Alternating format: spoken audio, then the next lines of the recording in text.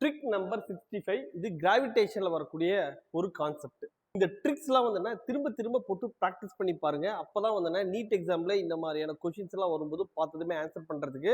இல்ல அப்படின்னா அந்த ட்ரிக் உங்களுக்கு தெரியும். ஆனா அங்க அப்ளை பண்ண முடியாம போயிடும். அதனால நம்ம ட்ரிக்ஸ் இவ்வளவு போடுறது பிரச்சனை கிடையாது. ஆனா அத வந்துன்னா நீங்க திரும்ப திரும்ப போட்டு பிராக்டிஸ் பண்ணணும். நீங்க சப்ஸ்கிரைப் பண்ணாம பார்க்குறீங்கன்னா கண்டிப்பா சப்ஸ்கிரைப் பண்ணுங்க. ஃப்ரெண்ட்ஸுக்கு சஜஸ்ட் பண்ணுங்க, லைக் பண்ணுங்க. இப்போ வாங்க ட்ரிக்குள்ள போயிரலாம். ட்ரிக் நம்பர் 65 இது கிராவிடேஷன் வரக்கூடிய ஒரு கான்செப்ட். எர்த் சர்ஃபேஸ் இருக்கு. எர்த் சர்ஃபேஸ்க்கு மேல ஒரு பர்ட்டிகுலர் ஹைட் h. இங்க வந்துன்னா acceleration due to gravity g dash ஒரு வேல்யூ இருக்கு. இதே வேல்யூ இருக்கணும். அது எவ்வளவு டெப்த்ல இருக்கு அப்படிங்கிறது தான் கொஸ்டின். இதுக்கு ஃபார்முலா வந்து பாருங்க d is equal to 2h. அதாவது ஹைட்டோட வேல்யூ 2 கிலோமீட்டர் இருக்குன்னா டெப்த்தோட வேல்யூ எவ்வளவு இருக்கும்? 4 கிலோமீட்டர் அப்படிங்கிறது இருக்கும். ஹைட் 3 கிலோமீட்டர்னா டெப்த் 6 கிலோமீட்டர் அப்படிங்கிறது வரும். ஓகே.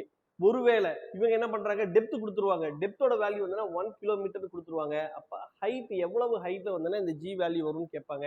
அப்ப இது 1 கிலோமீட்டர்னா இது 1/2 கிலோமீட்டர் அப்படிங்கிறது வரும். இதுக்கான கொஸ்டின் வந்து பாருங்க எப்படிங்கிறத பார்க்கலாம்.